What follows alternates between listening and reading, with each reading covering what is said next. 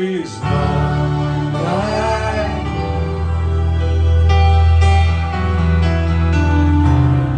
no one else can touch my heart like you do.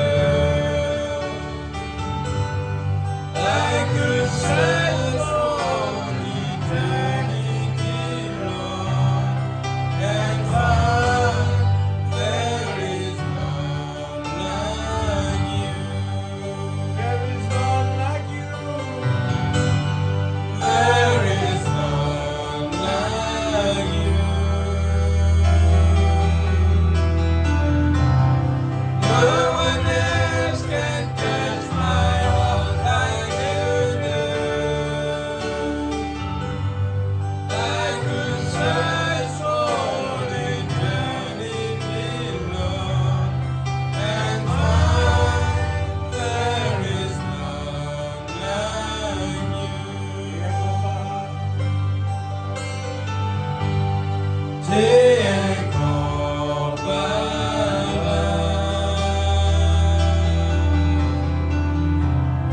Nul ne m'a aimé comme toi tu l'as fait. J'ai cherché pendant longtemps et je sais, Seigneur, t'es incomparable.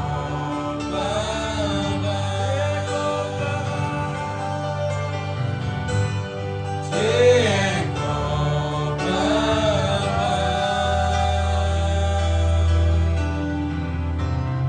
Nul ne m'a aimé comme toi tu l'as fait. J'ai cherché pendant longtemps et je sais, Seigneur, t'es incomparable.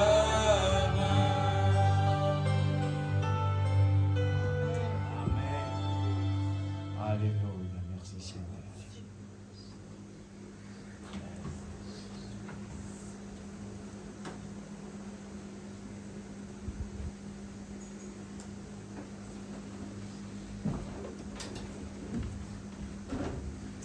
Dans la présence de Dieu, il y a la paix, il y a la joie, il y a le bonheur, et nous louons Dieu de tout notre cœur. Nous allons prendre le livre de... Alléluia, excusez-moi.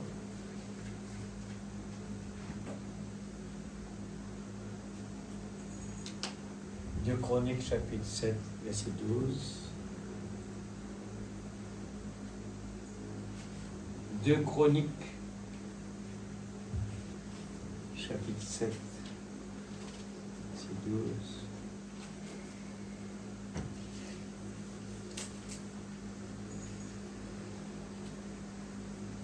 On connaît bien ce texte-là, on a souvent entendu parler et nous voulons vraiment aller au profond, parce que les secrets se révèlent au fur et à mesure, aller dans la profondeur. 7, verset 12. L'Éternel lui apparut pendant la nuit et lui dit: j'exauce ta prière et je choisis cet endroit comme le temple où l'on devra m'offrir des sacrifices. Quand je fermerai le ciel et qu'il n'y aura pas de pluie, quand j'ordonnerai aux sauterelles de dévorer le pays, quand j'enverrai la peste parmi mon peuple, si mon peuple, celui qui porte mon nom, s'humilie, prie et me cherche, et s'il renonce à ses mauvaises voies, je l'écouterai du haut du ciel. Je lui pardonnerai son péché et je guérirai son pays. Amen. Ça dépend du peuple. Désormais, mes yeux seront ouverts et mes oreilles attentives à la prière faite à cet endroit. Cet endroit. Désormais, mes yeux seront ouverts, mes oreilles attentives à la prière faite à cet endroit. Tout ce que nous demandons dans cet endroit, en son nom, de tout notre cœur, si le peuple de Dieu s'humilie et prie de tout son cœur et le recherche, frappez, Dieu va ouvrir la porte. Que Dieu bénisse sa parole, nous pouvons nous asseoir. Alléluia. C'est des paroles vraiment puissantes et fortes. Amen. Alléluia. Merci Seigneur. Puissant et fort. J'ai dit, je me laisse toujours diriger. Moi aussi, je ne sais pas, des fois, je dis, Seigneur, qu'est-ce que je vais donner à tes enfants? Je cherche, j'écoute, je cherche. Et après, à la fin, je vois que, eh bien, dans quelle direction l'emphase est mise. On parlait, vous vous rappelez, depuis la prière, parce que toutes ces choses n'étaient pas préparées en avance. Au fur et à mesure, je me vois, j'ai dit, ben là, je pense que c'est fini avec Jonas, tout ça, mais on va aller plus loin. Mais après, je me trouve resté dans le même domaine, le chiffre 3, où on avait entendu parler de rassembler, prier. C'est resté sur le tableau.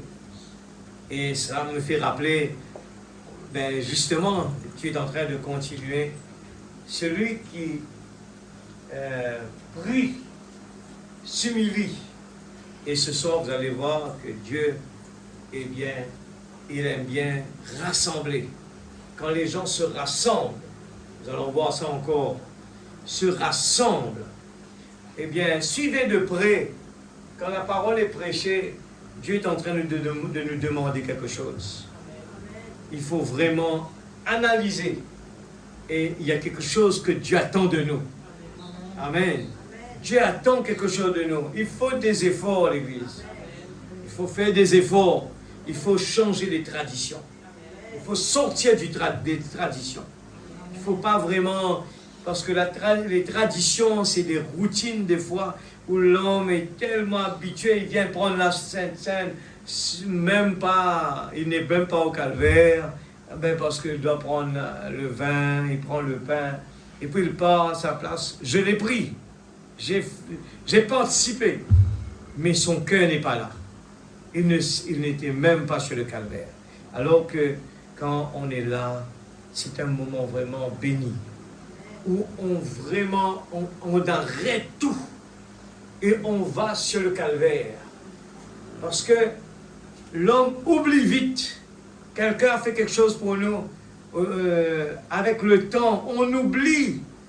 C'est pour ça que Dieu nous a demandé en commémoration. Dieu nous a demandé de prendre le pain, prendre le vin. C'est pour commémorer quelque chose que Dieu a payé un prix pour nous. Et on vient au calvaire. Eh bien, le prophète dit, on mérite d'être malade. On mérite, eh bien, tout ce qui se passe sur cette terre. On mérite pour le péché. Eh bien, on mérite tout cela. Mais on vient devant le trône de la grâce. Et Dieu nous pardonne. Dieu, eh bien, enlève. Il met à notre disposition les armes de la prière.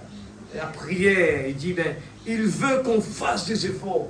Il veut qu'on reste toujours en action, à le chercher. Parce que quand tout va bien, on oublie ce qu'il a fait. Et il a mis cela pour commémorer, se rappeler. Le prix était cher. Amen. Mais on s'habitue tellement. Le prophète parle de cela, il dit, tout ce que l'homme, je pense, dimanche on avait parlé de cela, tout ce que l'homme veut avoir, eh bien, tout ce qu'il a n'a pas de valeur, n'a plus de valeur pour lui. Il veut quelque chose qu'il n'a pas. Quand il ne l'a pas, là, c'est quelque chose de valeur. Mais dès qu'il le possède, ça s'arrête là, c'est fini. Un jeune homme, il a fait tous les efforts du monde pour courir derrière une fille. Il veut à tout prix la voir, il veut la voir. Mais le jour que, à un certain moment, ça passe, le temps passe, et puis ça disparaît. Tout, eh bien, change. On oublie, avant c'était Mais quand la fille va demander au garçon, avant même qu'il termine sa phrase, j'aurais voulu manger les gâteaux piment. Tout de suite, le gâteau piment arrive là. Aujourd'hui, rends-moi un service. Va à la boutique pour moi, acheter quelque chose, on va manger. Ah, tu sais, je suis fatigué. Ça change. Imaginez, c'est ça les humains. Et Dieu savait que c'était comme ça. Il a dit, pour qu'on arrive à se rappeler le prix qu'il a payé, il a dit, et je place le pain et le vin là, afin que le peuple de Dieu arrive à se rappeler qu'il y avait un prix qu'il avait payé. Il faut le commémorer. Alors, il dit, Seigneur, je ne veux pas que cela devienne une habitude pour moi, mais je veux vraiment me recueillir là, Seigneur, pour ce prix que tu as payé. Comment puis-je vraiment être quelqu'un qui prend ça à la légère? Comment puis-je le prendre à la légère? Mais je veux participer, je dois être des participants. On le prend parce que on réalise à quel point Dieu a payé un prix pour nous. On est des participants. On vient là, on n'a pas peur parce que Dieu a payé le prix. Et on a réparé tout. Le péché ne peut pas continuer derrière moi. Je ne peux pas soutirer le problème chez moi. Dieu m'a libéré de tout le mal. Amen. Et je peux venir la tête haute. Amen. Dans la présence de Dieu. Amen. Je veux vraiment... Quelqu'un qui ne peut pas marcher la tête haute, c'est ce que Dieu nous a le torse bombé, parce que nous sommes des fils et des filles de Dieu, l'Église. Mais nous voyons ce soir, si mon peuple porte mon nom, s'humilie, prie et me cherche. Si mon peuple qui porte mon nom, il s'humilie, il prie et il cherche ma face. 3 choses. Amen. 3 choses importantes. Et puis il dit après, il renonce à toutes ces mauvaises voies. Il renonce à lui-même, il renonce à toutes ces choses. Il faut payer un prix. Il y a un prix à payer, l'Église. On ne peut pas être chrétien sans payer un prix. On ne peut pas être chrétien et se faire plaisir à soi-même en même temps. On ne peut pas être chrétien et garder son niveau. Il faut s'humilier. Il faut s'humilier soi-même. Amen. Oh Jésus. Alors si vous vous rappelez, la semaine dernière, on avait lu dans... Eh bien, je veux relire cela. Donnez-moi Romains 12, verset 1er. Je veux relire parce que tous ces maillons sont ensemble. J'aime bien que l'Église se rappelle. Ces prédications ne peuvent pas recommencer chaque fois. Il doit continuer. Parce qu'il y a des maillons dedans. Et ces maillons nous permettent de comprendre qu'est-ce que Dieu est en train de nous demander. Je ne veux pas venir là et dire à l'Église, Dieu est en train de nous demander ça. Il m'a parlé dans mon cœur, à moi, mais maintenant je le partage. Et je veux que l'Église arrive à comprendre. Mais qu'est-ce que Dieu est en train de nous demander? Alors, 12 de ce premier. Je vous encourage donc, frères et sœurs, par les compassions de Dieu, à offrir votre corps comme un sacrifice vivant, saint, agréable à Dieu. Ce sera de votre part un culte raisonnable. Ne vous conformez pas au monde actuel. Ça, il faut vraiment que cela reste dans nos cœurs. Il faut que cela soit bien souligné parce que on est vraiment dans un état, je vous le dis sincèrement, tout ce qu'on est en train de voir, on s'habitue. On s'habitue. Et nous vivons dans un temps dangereux où le diable est en train de massacrer le monde. Ne vous conformez pas au monde actuel, mais soyez transformés par le renouvellement de l'intelligence afin de discerner quelle est la volonté de Dieu, ce qui est bon, agréable et parfait. Ne faites pas des choses pour nous faire plaisir à nous-mêmes, mais il faut vraiment aller dans la profondeur. J'arrête avec ces deux-là. Dans la profondeur, il faut creuser dedans et de comprendre qu'est-ce que Dieu est en train de demander. il ne faut pas vraiment être comme le monde. Il faut être transformé. Et c'est Dieu qui nous transforme. Alors, si vous vous rappelez, on avait parlé. Je veux souligner cela. Regarde bien. Je vais juste rapidement effleurer pour dire que on avait prêché, on avait écouté la bande. Je voulais juste rappeler cela. J'avais demandé à Frère Noah de donner. Laissez-moi juste vous montrer ça. Il y a deux prédications qui se ressemblent. J'espère le voir. Les deux titres qui se ressemblent, c'était prêché en 65. Un, c'était le mois de septembre. L'autre, le mois de, je crois, décembre. C'est moi juste. J'avais noté ça, là, pour les dire, mais je vais passer à côté.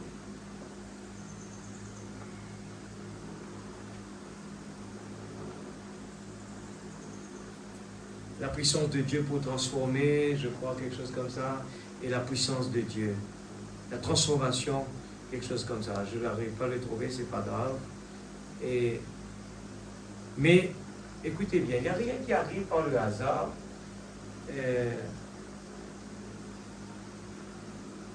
Quand on arrive ici, je cherche, je dis, mais ce n'est pas pareil sur le tableau. Je réalise que lui, il a pris une autre prédication que Frère Branham avait prêché à Arizona. Les deux étaient, un à Phoenix, l'autre était un endroit, mais c'était toujours en Arizona. Il prêche ces deux-là dans un décalage de 2 mois de différence. Mais lui, il a pris une autre prédication. Et je dis, Seigneur, qu'est-ce que tu veux nous dire dedans? Alors je me suis dit, mais c'est pas grave, on a continué toute la prédication. Je pars à Maurice, la dernière partie, c'était pendant que j'étais pas là. Et je retourne de Maurice, sans réaliser, je viens, je prends la brochure. Cette même brochure, je prêche. Et je remarque qu'il y avait des choses qui étaient un peu... Je dis quelque part, on a lu ces choses-là. Mais je ne réalise pas que c'était la brochure dont on venait d'écouter de la bande. Et en sortant de la réunion, là, il me dit, mais c'est cette brochure-là qu'on est en train d'écouter là. Tu as pris encore une fois. Je vous dis sincèrement, je n'ai pas réalisé que c'était cette brochure. Je n'allais pas le prendre, sachant que l'Église venait de l'écouter. Et j'ai préparé toute la prédication que dans cette brochure-là. Comme si pour moi c'était tout nouveau. Et j'ai dit, il y a quelque chose d'important dedans. Et vous savez que ces derniers jours, on mettait l'emphase, et si vous vous rappelez bien, je ne l'ai pas devant moi. On avait parlé de Jonas, parce que la prédication est toujours là, ça continue, Jonas. Il est sorti en dehors de la volonté de Dieu. Il est parti à Tarsis. Et Dieu, derrière tout cela, a prévu. Il savait ce qui allait se passer. Mais ça devait se passer comme cela. Regardez le contraste de la parole de Dieu. C'est pour ça que la Bible, on ne peut pas prendre la Bible à la lettre, aller le discuter. Vous allez vous perdre. D'ailleurs, Paul a parlé de cela. Il dit de ne pas discuter de la parole. Ce n'est pas n'importe qui de prendre la Bible et à le lire par cœur, aller discuter avec des gens, vous allez faillir. Parce que vous allez voir que si vous allez devant quelqu'un qui connaît la Bible, quelqu'un qui ne croit pas dans la Bible, qui a la Bible par cœur, il va venir vous embrouiller. Parce qu'il va vous dire que la Bible se contredit. Ici, il dit cela, de l'autre côté, il dit quelque chose de différent. C'est ça qu'on appelle le contraste. Dieu se cache, se révèle dans sa piste. J'étais en train de lire, le prophète lui dit que, eh bien, on ne peut pas penser que lire le message et partir, dire, ben je l'ai lu, c'est la brochure, et vous pensez que vous avez compris. Il a dit, si Dieu ne vous ouvre pas les yeux, vous n'avez rien compris. Je le répète, Frère Branham dit, si Dieu ne nous révèle pas la parole, ce que vous avez lu là, vous n'avez pas compris ça. Ce n'est pas ça. Il y a quelque chose que Dieu... C'est pour ça que le prophète met l'emphase après que la parole est prêchée. C'est un moment où Dieu va arroser la parole. Il faut chercher la face de Dieu et demander à Dieu de nous révéler ce qu'il veut dire à l'Église. Même moi, je suis là, je vous dis sincèrement, j'essaye de vraiment, des fois, après la prédication, que j'arrive à comprendre moi-même. J'ai, des fois, essayé, quand je mets les liens entre les autres prédications, j'arrive à comprendre qu'est-ce que Dieu veut que nous fassions. Alors, je retourne dessus. Eh bien, Jonas était dans le ventre du poisson. Eh bien, Dieu a donné un moyen, et c'était Dieu qui avait pourvu. Il a fallu que ce soit comme ça pour que le peuple de Ninive arrive à accepter Jonas. Frère Branham me dit que si Jonas était venu dans le bateau comme ça, les gens n'allaient pas le croire. Et parce qu'il est venu dans un poisson, et que le poisson était l'adoration de ce peuple, ils ont dit c'est Dieu qui l'a envoyé. Regarde comment Dieu fait les choses. Et vous vous rappelez, on a pris aussi l'exemple de Esther. Soyez patients ce soir avec moi. J'essaye de vraiment partager ce que Dieu m'a donné. Et cela m'a vraiment beaucoup béni. Et je crois que chacun de nous, on arrive au moins à la fin de cette année, on va comprendre les efforts que Dieu est en train de nous demander. Eh bien, Esther était bien une reine, elle était une dame, et elle a compris que son peuple était en danger. Et cette femme, eh bien, a compris, à la demande de son frère Mardochée, qu'il y a un gros problème, que le peuple va être exterminé. Et cette femme a pris le devant, a franchi la mort. Je vous montre les exemples de la Bible des gens qui ont franchi. Aujourd'hui, on est en train de nous demander, rassembler, prier. Et cette femme, elle a franchi.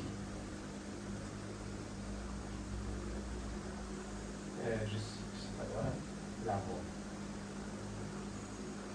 Je pense qu'on a compris.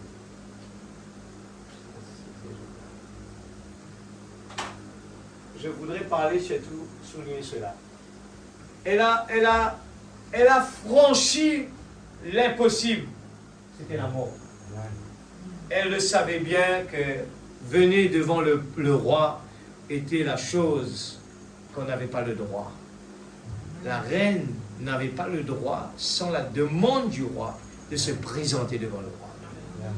Elle a accepté de donner sa vie. Le type, l'Église, elle a donné sa vie. Pour rien au monde, elle a accepté de franchir. Elle se dit, c'est comme une maman. Elle sait très bien qu'il y a le feu et que pénétrer dans la maison, c'était la mort, mais son enfant est à l'intérieur. Et la maman ne va pas regarder si c'est impossible. Normalement, on ne peut pas rentrer. Elle va franchir, qu'importe la mort. Amen. Ce soir, alors vous vous rappelez aussi qu'on a pris cette brochure. Eh bien, Dieu prend soin de nous. Amen. Eh bien, qu'en est-il de nous? Est-ce que, comparable à ce que Dieu est en train de faire pour nous, il nous a donné sa vie, il prend soin de nous, qu'est-ce qu'on est en train de faire en retour? C'est un petit peu de ça qu'on est en train de parler. Et dans Romains, on vient de lire un encouragement, eh bien, d'offrir en retour notre corps comme un sacrifice vivant, saint, agréable à Dieu. Ce sera notre part d'effort à faire. Et il nous dit dans verset 2 de ne pas nous conformer au monde. Et je vous dis, par la grâce de Dieu, Dieu me donne beaucoup d'occasions à entendre, de voir et de comprendre et dire, et dire que je viens à la chair pour crier très fort comme tous les serviteurs de Dieu. Faites attention. Faites attention. Nous vivons dans un temps dangereux. Les gens ne réalisent pas. Le diable est en train de faire des ravages. Des ravages. Même avant de venir ici, on est en train de parler avec des gens qui travaillent avec des gens qui passent dans des moments difficiles. Comment les gens sont en train de se comporter. C'est incroyable. Alors, je vous dis, l'Église, nos petits problèmes, si vraiment on voit les vrais problèmes devant nous, nous allons pouvoir juste sauter ça et dire c'est rien ça. Il faut vraiment faire attention. Il faut vraiment prendre soin.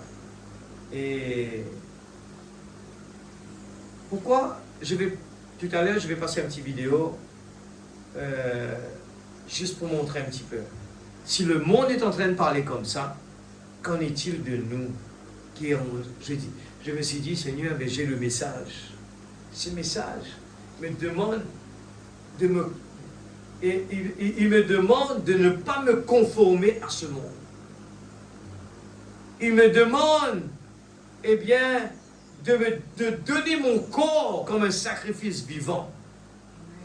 Qu'est-ce que je suis en train de faire? Et là, ce soir, nous parlons, si mon peuple, le titre, c'est si mon peuple, celui qui porte mon nom, s'humilie, prie et me cherche. Dieu est en train de nous donner une responsabilité. Celui qui porte le nom de Jésus, s'humilie, prie et me cherche. Je lis dans les choses qui sont à venir, paragraphe 153. Soyez patients avec moi. Je vous dis, ce genre de prédication, eh bien, ne donne pas vraiment d'enthousiasme, de crier « Amen, Alléluia !» On ne se réjouit pas. Ce sont des prédications, Branham le dit, ce sont des choses très importantes. J'espère qu'on va arriver là. Je vais vous montrer qu'est-ce que Branham a dit dessus. 153. Seigneur Jésus, nous venons humblement confesser que nous avons tort. Nous venons en confessant que nous méritons la maladie, la mort et la peine, mais nous acceptons ton expiation pour nos péchés et notre maladie. Amen, l'Église. Et ce soir, ces fils et ces filles de Dieu qui sont ici, qui ont écouté la parole de correction, voilà.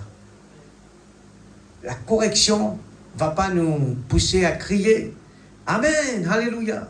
qui normalement, ça doit être comme ça.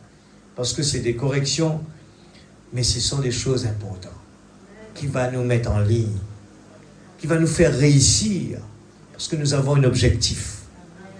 À quoi ça sert que demain, on vient vous dire qu'est-ce qui vous attend demain et que vous n'êtes pas prêt? À quoi ça sert de connaître toutes les grandes choses de ce monde? Qu'est-ce qui va se passer avec Poutine? Qui va se passer avec l'Amérique? À quoi ça sert si vous allez dans la mauvaise direction? Vous allez perdre votre âme. Mais la chose la plus importante dans une famille, c'est quoi? C'est la correction qui nous aide à marcher dans le bon chemin. Parce que autrement, nous allons paniquer. En venant de lire, et nous venons de chanter plutôt, vous vous rappelez, il dit « N'attendez pas que le diable est dans votre cœur. N'attendez pas que le diable s'est établi dans votre cœur. Vous allez voir que vous n'allez pas pouvoir prier. Vous n'allez pas pouvoir dire « Il est écrit », mais vous allez avoir peur. Ce qui se passe. Mais quelqu'un qui est vraiment solide avec la parole, eh bien, quand le diable attaque, il va dire ce que la parole a dit à l'ennemi. L'épée de la parole. On ne peut pas combattre le diable qui est invisible avec notre main, mais c'est l'épée de la parole. Amen. Alors, des fils et des filles de Dieu qui sont ici, qui ont écouté la parole de correction, qui ont levé la main pour indiquer qu'ils veulent marcher plus près de toi. Maintenant, ils posent les mains les uns sur les autres parce qu'ils croient que ta parole est vraie. Ils croient que nous sommes maintenant ressuscités avec Christ et que nous sommes assises avec lui dans les lieux célestes. Ils se sont imposés les mains en priant les uns pour les autres. Il faut se rassembler l'Église. On ne peut pas vivre autrement que cela. Tu as dit que dans la prière de la foi sauvera le malade et que Dieu le relèvera. Et que s'il a commis des péchés, il lui sera pardonné.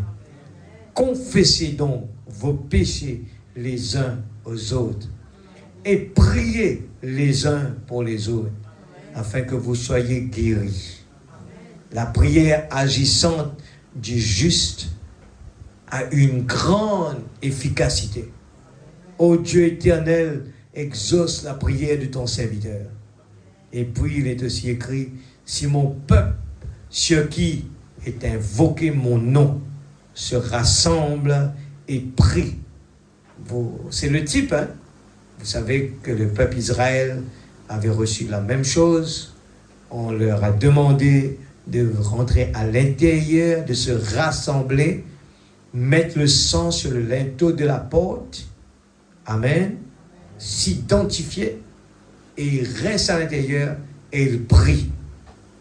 Et l'ange de la mort ne peut pas les atteindre. Nous vivons dans le même temps, l'Église. L'ange de la mort est en train de frapper le monde. Nous voyons que ça va mal. Les gens essayent tous les moyens, eh bien, redresser le bateau. Et nous savons bien que la Bible a dit que quand les gens vont dire paix, ils vont toujours dire on va faire comme ça, on va redresser, on va venir abolir la drogue, ainsi de suite. Mais dit c'est une ruine soudaine. Nous savons que c'est trop tard. Laissez-moi vous dire, c'est trop tard. Nous vivons plus que Sodome et de Gomorrhe. Nous vivons dans un temps pire que Noé. Pire. Le temps le plus pire de tout. Amen. Ceux qui invoquent mon nom se rassemblent et prient, je l'exaucerai des cieux. Oh Dieu, exauce ce soir depuis les cieux la prière de tes enfants. Déverse le Saint-Esprit sur cet auditoire comme un vent violent et impétueux. Frère Branham prêche cela dans les choses qui sont à venir. Amen. Là, dans la communion, paragraphe 2, il dit, il y a juste quelques instants à mon arrivée, je parlais à l'un des frères là dehors et il me parlait de l'œuvre magnifique que le Seigneur est en train d'accomplir ici, dans ces villes jumelles, Minneapolis, Saint-Paul. Comment tout le monde devient d'un seul cœur et d'un commun accord. L'Église, je crois qu'on arrive à comprendre. On ne peut pas sortir de là. Priez autant que vous voulez. Si le principe n'est pas là, ça ne peut pas marcher. On se pose la question, pourquoi c'était comme ça avant et pourquoi aujourd'hui c'est pas comme ça?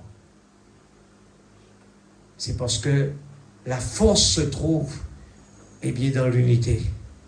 La force se trouve dans l'unité, l'Église. On ne peut pas sortir de là. On ne peut pas sortir de là. Eh bien, pour moi, c'est le bruit d'une pluie abondante quand vous voyez cela. Quand nous commençons à laisser tomber les barrières. Amen, l'Église. Laissez tomber les barrières. Et à nous rassembler. Je vous dis, l'Église, j'espère que vous allez le voir. Moi, quand c'était sur le tableau ici, je ne réalisais pas que le mot rassembler allait continuer. Et pourquoi on n'a pas effacé, je ne sais pas. Et quand je vois le mot rassembler reste là, je dis Seigneur, tu es en train de nous parler. Laissez tomber les barrières et nous rassembler. Et la Bible dit, si mon peuple, ceux qui est invoqué mon nom, s'assemble et prie, j'exaucerai les cieux.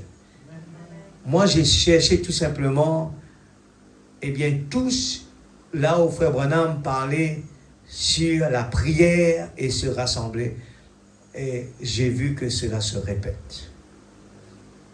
Pour que Dieu exauce notre prière, il faut se rassembler. L'unique moyen pour nous d'avoir un réveil, c'est comment? Il faut nous rassembler. Et regardez bien, le diable s'est faufilé même dans le message. Il prend le message et vous dit, reste à la maison. Prenez les bonnes et restez chez vous. Mais il oublie quelque chose. Le peuple de Dieu oublie quelque chose. C'est que dans la pyramide, il y a l'affection fraternelle. Comment vous allez contourner cela? Le diable essaye de nous faire comprendre que, eh bien, il y a la bonne, oui, mais on ne peut pas sauter une étape dans la pyramide. Il faut impérativement s'habituer parce que c'est là le plus dur, c'est l'affection fraternelle. Frère Branham parle de ça, il dit que j'aime bien prêcher dans des auditoires où il n'y a pas beaucoup de monde. Regarde bien la raison.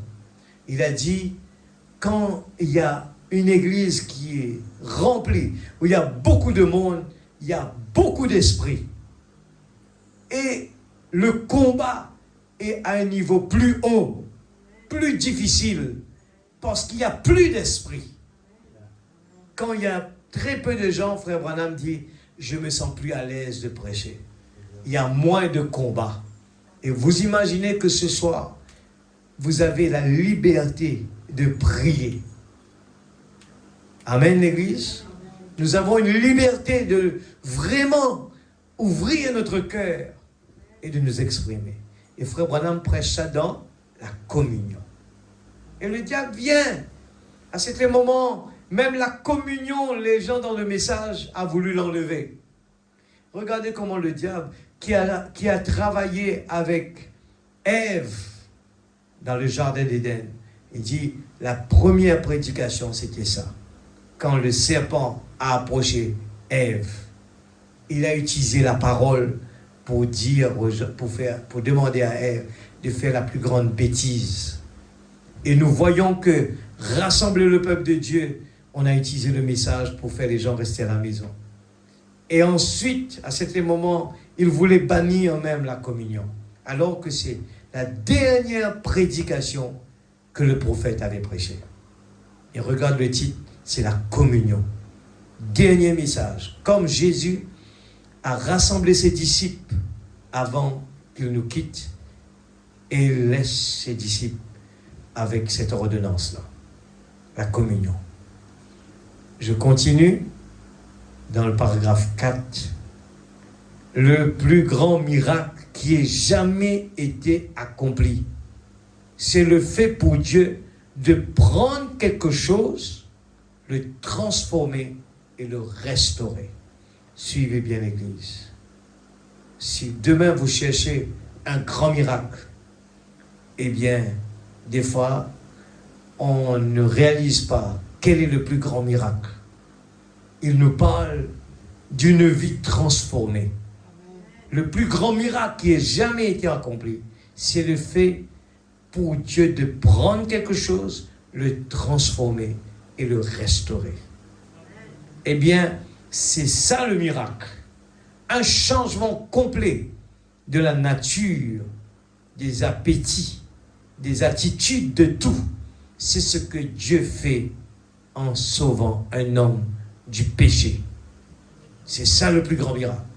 C'est pour ça que vous allez voir, la Bible nous dit que gagner un âme est égal à 10 000 mondes. Et il nous donne une promesse derrière. Il dit que quelqu'un qui a gagné une âme, eh bien, il y a des multitudes de péchés effacés. Amen. Est-ce que ce n'est pas motivant pour nous de prêcher la bonne nouvelle, de partager la parole, de parler de Jésus, dans notre travail, sur la route, partout où nous sommes. Parlez de Jésus. Essayez de ramener les gens perdus. Amen. C'est ce que Dieu fait en sauvant un homme du péché. Il change toute sa constitution. C'est un miracle plus grand que n'importe quelle sorte de guérison divine que j'ai jamais vue. Et par la grâce de Dieu, j'ai vu presque tout ce à quoi je ne pouvais jamais penser, ou dont j'ai entendu parler, est accompli par notre Seigneur Jésus. Il dit même la résurrection des morts après qu'il était parti.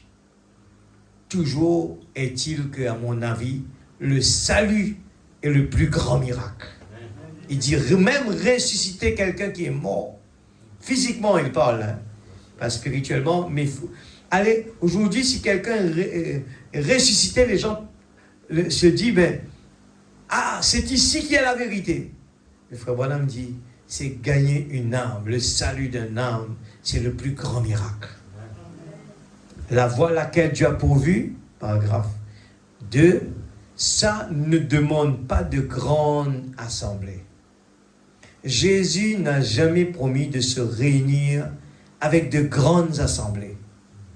Il a promis d'être là où 2 ou 3 sont assemblés en mon nom, je serai au milieu d'eux.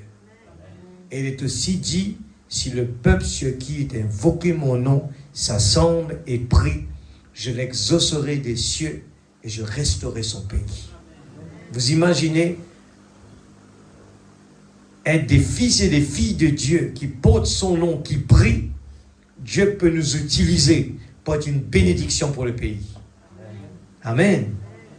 Rappelez-vous, chaque fois dans l'expectative, j'ai pas mis de paragraphe, rappelez-vous que chaque fois que vous voulez qu'on prie pour quelqu'un, n'importe lequel de ses frères ici croit le même évangile que je vous prêche ici, et votre pasteur a tout autant le droit de prier pour vous que n'importe qui d'autre. Nous nous sommes juste assemblés ici. Je crois qu'il est écrit dans les Écritures, c'est le Seigneur qui le dit, si le peuple sur qui est invoqué mon nom s'assemble et prie, je l'exaucerai donc des cieux, je guérirai son pays. Prière a changé la pensée de Dieu. La prière a changé la pensée de Dieu. Savez-vous cela? Assurément que c'est arrivé. Ésaïe, le prophète, a annoncé à Ézéchias qu'il allait mourir sur ce lit où il était. Alors Ézéchias tourna son visage contre le mur, pleura amèrement, réclamant auprès du Seigneur 15 ans de plus. Vous voyez la prière. Et Dieu renvoyait aussitôt le prophète lui dire, j'ai exaucé. Elle a été épargnée cette fois-là. Voyez, alors que Dieu avait déjà annoncé sa mort, cependant il l'a épargné parce qu'il avait prié. Si donc la prière est puissante à ce point-là, que peut-elle faire? Oh là là, nous ne nous rendons pas compte de sa puissance. J'espère que vous avez compris, j'essaie de mettre en phase dessus ces derniers temps pour vous dire que le chemin difficile vient dans beaucoup de façons. Ça peut être aussi de relever un défi comme ce soir, la salle est tranquille et que nous croyons qu'il est là, présent. Et nous n'attendons pas à ce qu'il y a des gens qui crient Amen à côté de nous pour que nous croyions qu'il est là.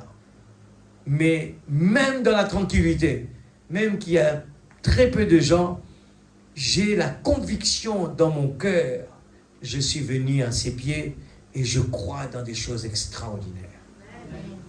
Je lis maintenant dans un super signe qui a été prêché en 1959, eh bien, paragraphe 30, « Ô Dieu notre Sauveur et notre Père béni, nous nous approchons de ton trône de miséricorde. Au nom du Seigneur Jésus, ton Fils, nous nous présentons humblement. » Vous voyez, le mot « humble » est utilisé. Parce que les gens aiment bien avoir des titres. Mais regarde le prophète de Dieu. Il aime bien s'humilier. Il dit, nous nous présentons humblement ce matin pour t'offrir nos prières et nos actions de grâce pour tout ce que tu as fait pour nous. C'est un prophète très humble. Il ne parle jamais de lui-même. Il ne cherche jamais la première place. Vous êtes d'accord avec cela? Particulièrement en cette dernière semaine, les cœurs ont eu faim.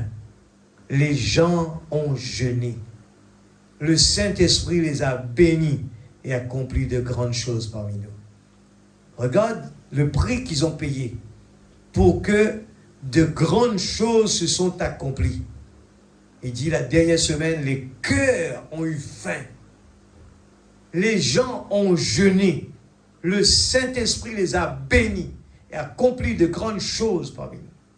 Les malades ont été guéris et Dieu a été révélé pour montrer qu'il vit et qu'il aime son peuple.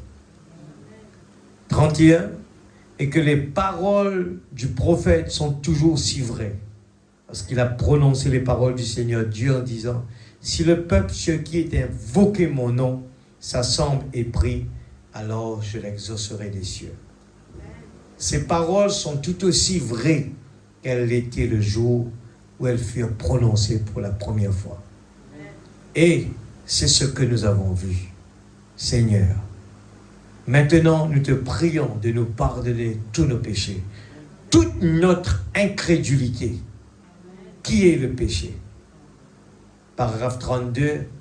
Et nous voudrions te prier, Seigneur, de nous restaurer cette foi qui avait autrefois fait avancer cette première église-là.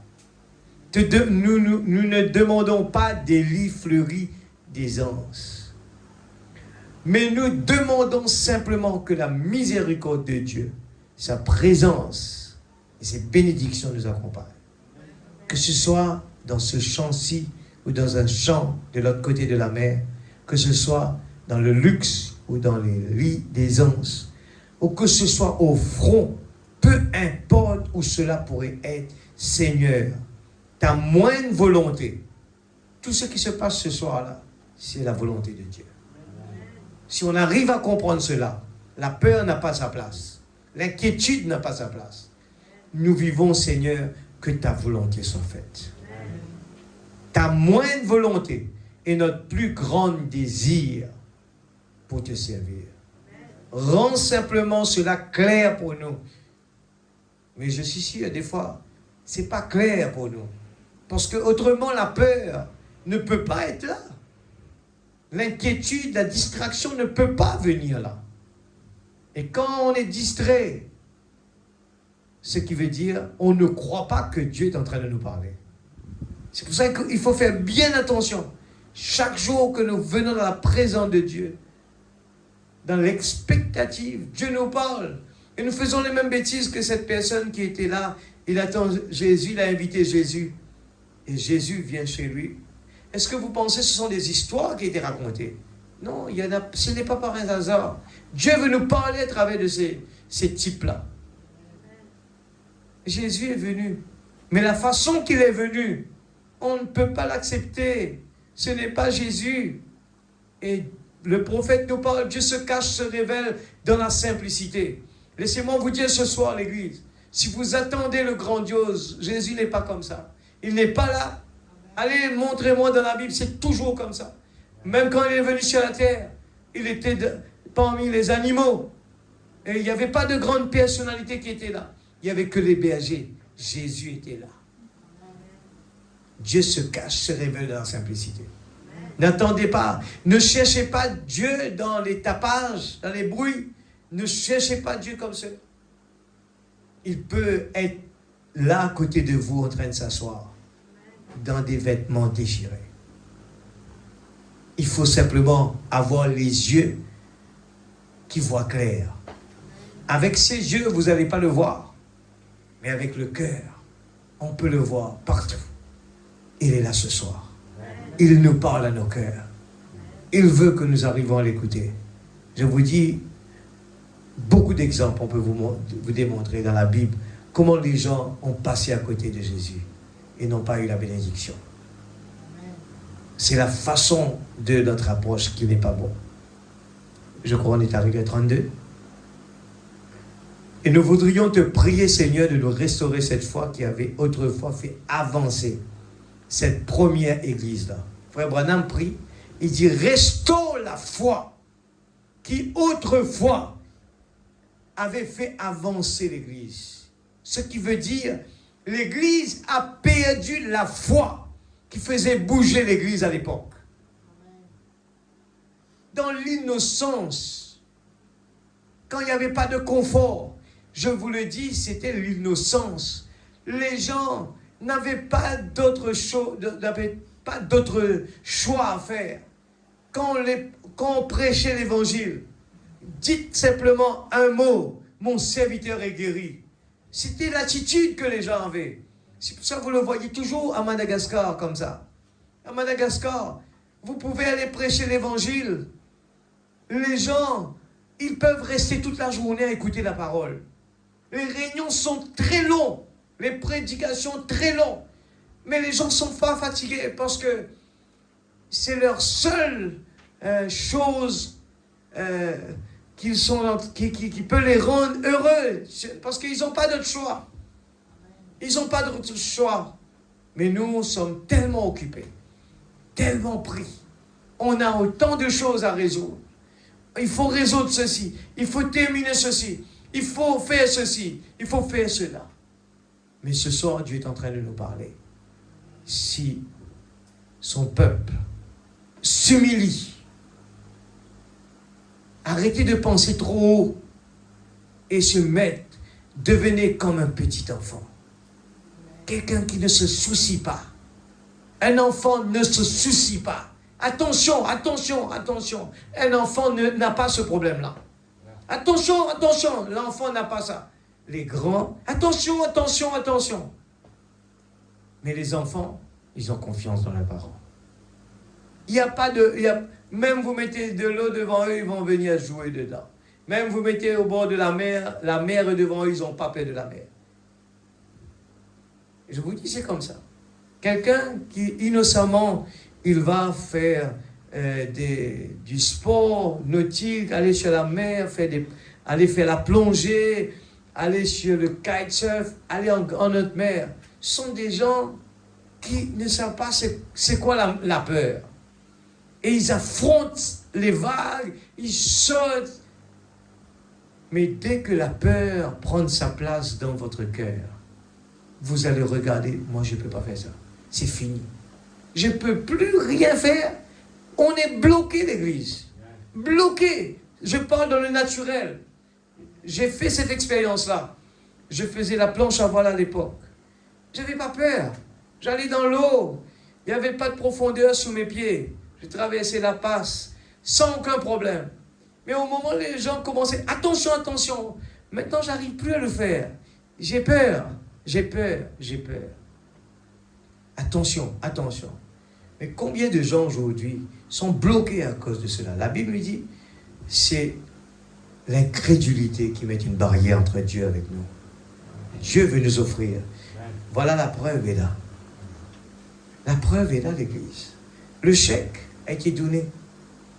Mais même que nous avons ce chèque devant nous, il suffit de mettre le montant. Oui, on met le montant, mais allons toujours à l'hôpital. Mais la foi est éteinte. On n'a plus cette confiance en Dieu pour dire, où est le Dieu d'Élie? Notre prière a baissé de tonalité. On n'a plus cette conviction que Dieu est présent. Il faut toujours chercher. C'est pour ça qu'aujourd'hui, il y a eu tellement de moyens que les gens ont fait des statues. Les gens veulent toujours quelque chose qu'on peut toucher. Et aujourd'hui, Dieu a dû mettre la photo là pour que les gens ont la foi. Il faut vraiment imposer la main pour que les gens puissent croire. Mais le prophète dit, la foi qui est en vous est suffisante pour partir d'ici guéri. Mais quel est le problème? Lisons. Nous voulions te prier, Seigneur, de nous restaurer cette foi qui avait autrefois fait avancer cette première église-là. Nous ne demandons pas des lits fleuris d'aisance, Mais nous demandons simplement que la miséricorde de Dieu, sa présence et ses bénédictions nous accompagnent. Que ce soit dans ce champ-ci ou dans un champ de l'autre côté de la mer, que ce soit dans le luxe ou dans les lits d'aisance, ou que ce soit au front, peu importe où cela pourrait être. Seigneur, ta moindre volonté est notre plus grand désir pour te servir. Rends simplement cela clair pour nous, Seigneur, afin que nous ne puissions pas manquer le chemin, car nous marchons dans un monde ténébreux et aveugle, parmi des pécheurs aveugles. Dégage donc notre chemin, Père. Conduis-nous comme le troupeau de ton pâturage. Puisse le berger du troupeau conduire doucement et humblement son peuple. Alors que nous nous attendons à toi ce matin pour le message du matin, puisse le Saint-Esprit parler ouvertement à chaque cœur. Puissions-nous percevoir ce dont le prophète parlait. Et au travers de cela, recevoir alors les glorieuses bénédictions de la présence de Dieu pour confirmer chaque parole. Nous demandons cela au nom de Jésus, ton Fils, notre Sauveur. Amen. C'est prêché dans un super signe. Je prends maintenant dans la brochure le gazam. Regarde cela. Le gazam, le sauterelle, le zélek et le asile. Regarde. Où est la foi à l'église? Le sauterelle, le gazam a volé. C'est pour cela que la parole nous demande de récupérer, reprendre ce que l'ennemi nous a volé. 35. Maintenant, nous abordons une pensée sérieuse sur des sujets ici. Et alors, je crois qu'il viendra un temps de la restauration de toutes choses qui ont été abîmées. Il ne faut pas croiser les bras et attendre. Hein? Et nous nous efforçons. Amen. Ce n'est pas croiser les bras et attendre. Oui, il y aura la promesse. Non, mais nous nous efforçons de tout notre être. Et les autres hommes s'efforcent de grands évangélistes tels que Billy Graham et Oral Roberts et beaucoup d'autres évangélistes remarquables. Des prédicateurs, des pasteurs qui sont loyaux à leur poste. Ce soir, je voulais souligner cela. Vous allez voir qu'est-ce que le prophète. Ne parlez pas de mal pour les serviteurs de Dieu. Qu'importe quelle dénomination il est, même qu'il ne croit pas ce message, ne dites jamais du mal.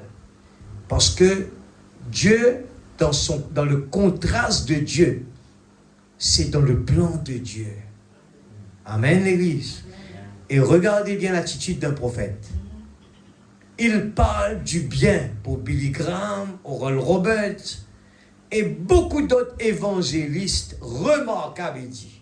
Des prédicateurs, des pasteurs ils sont loyaux à leur poste. Ils s'efforcent de voir un réveil dans notre temps. Pourtant, ce ne sont pas des gens qui croient comme lui.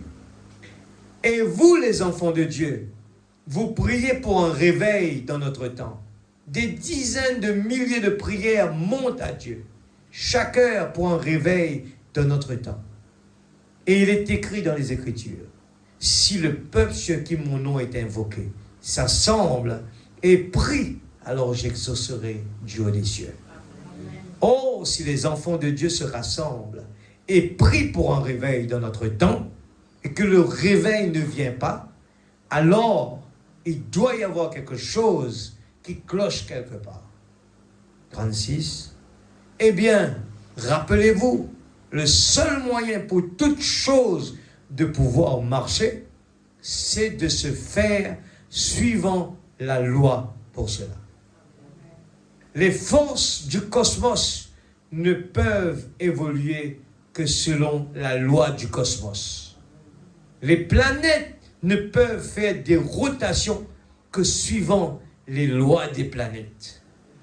Le soleil ne peut se lever que lorsque la Terre tourne par rapport au soleil. Tout doit tourner selon la loi de son plan. Car Dieu a créé toutes choses et il a institué une loi pour cela.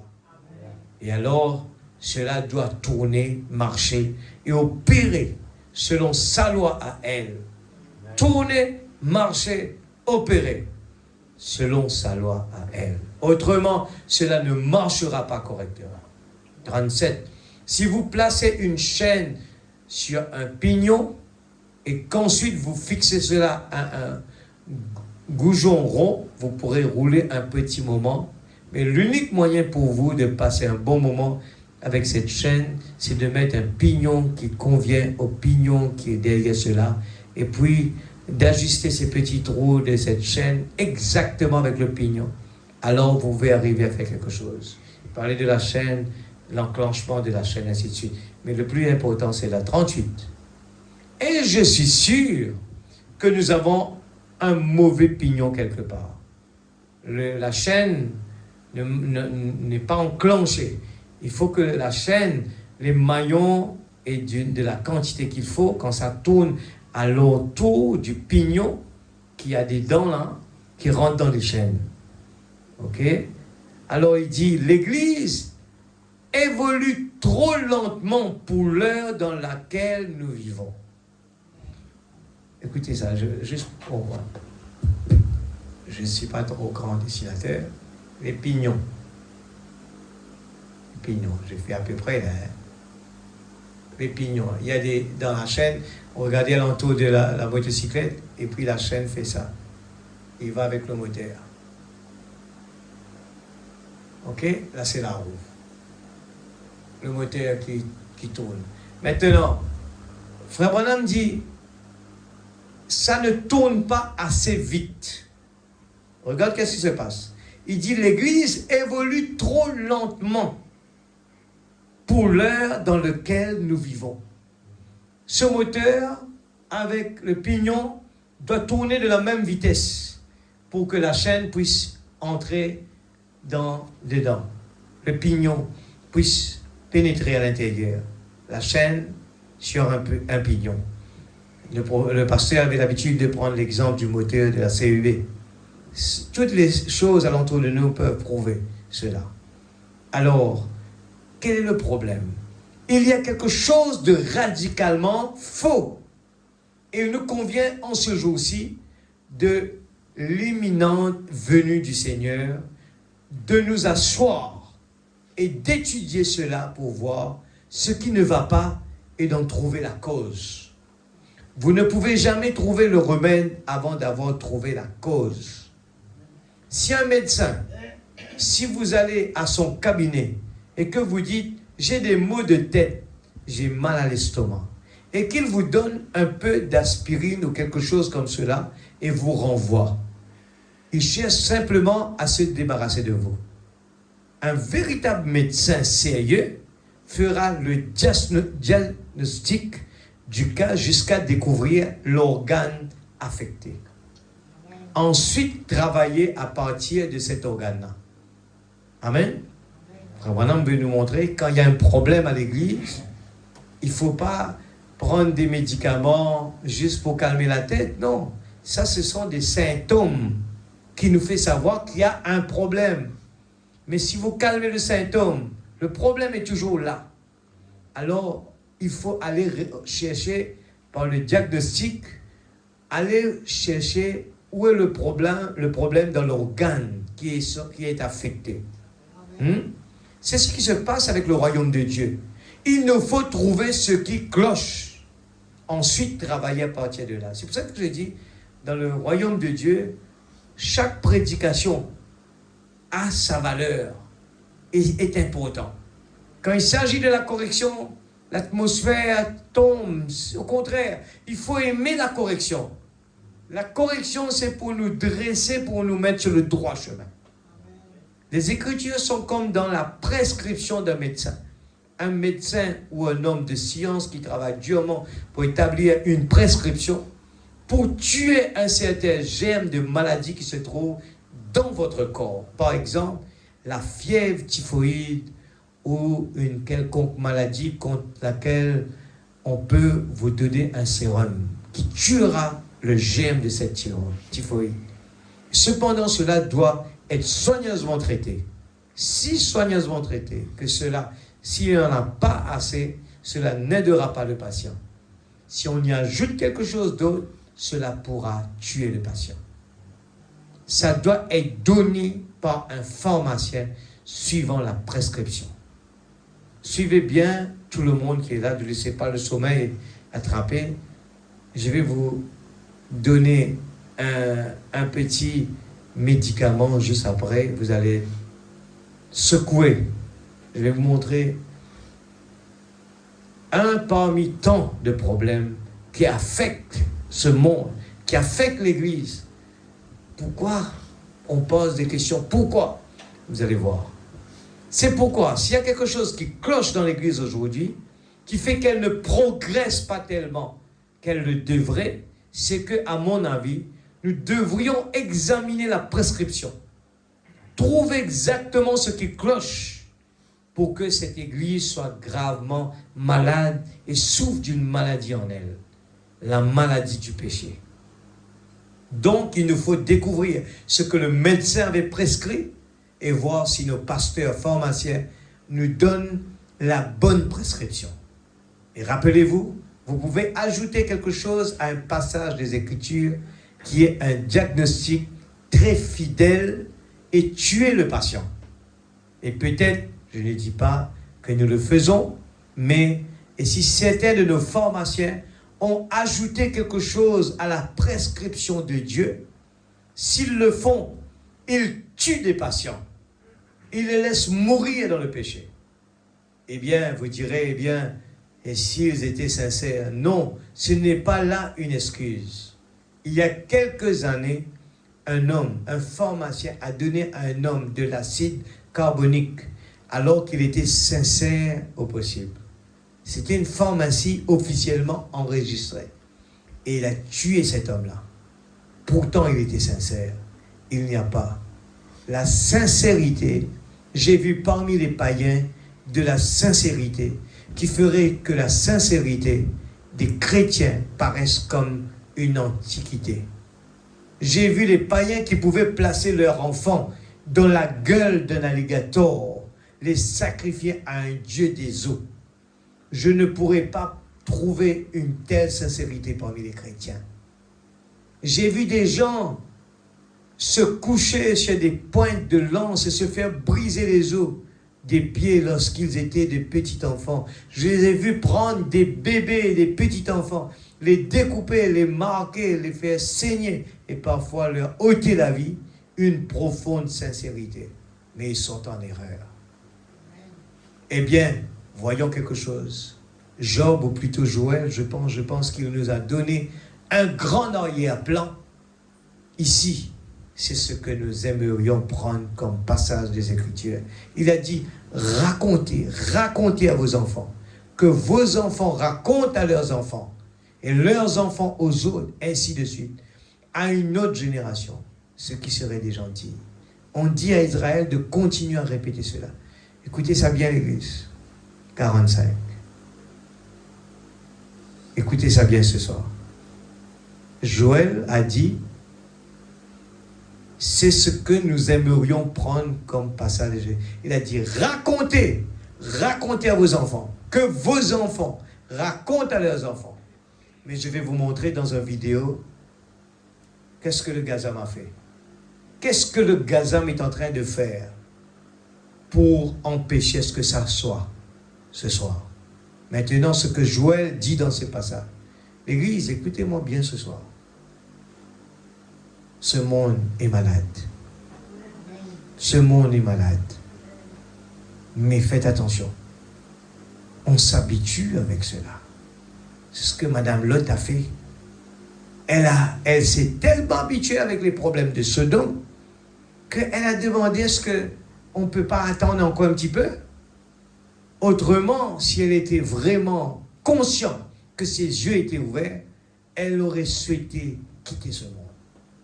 C'est pour cela qu'on a lu là-bas, dans Romains, il ne faut pas nous conformer à ce monde. Il ne faut pas nous conformer, l'Église. Moi, je veux que demain, quand vous allez mettre le nom de frère Fanuel, vous allez tout le temps penser à ce que Paul a dit, je vais le répéter. Moi, je suis béni de ça. C'est pour ça qu'il y a beaucoup de problèmes. La conformité. On est en train de copier. Copier sur le monde. Copier les mauvaises habitudes sur le monde. Et maintenant, ce que Joël dit dans ce passage des Écritures est accompli aujourd'hui, où nous, les gens des nations, nous avons reçu cela. Il a dit, ce qu'a laissé le gazam, le asile l'a dévoré, la sauterelle, ainsi de suite. Et ces insectes, si vous consultez votre livre sur les insectes, vous remarquerez que ces 4 différents insectes, c'est le même insecte à 4 différentes étapes de sa vie. C'est le même insecte. Nous tous, nous savons qu'un cocon n'est rien d'autre qu'un asile voilé. Et un papillon va éclore, et un papillon, c'est un asile avant l'éclosion. Le gazam, la sauterelle et autres, c'est le même insecte. Maintenant, suivez attentivement. Tout ce qui est arrivé à l'insecte au début, le gazam, c'est ce que ceci est simplement devenu plus tard le asile. Et le asile est devenu plus tard la sauterelle. Et tout ce que cela était tout au début, c'est toujours la même chose qui cause des problèmes aujourd'hui.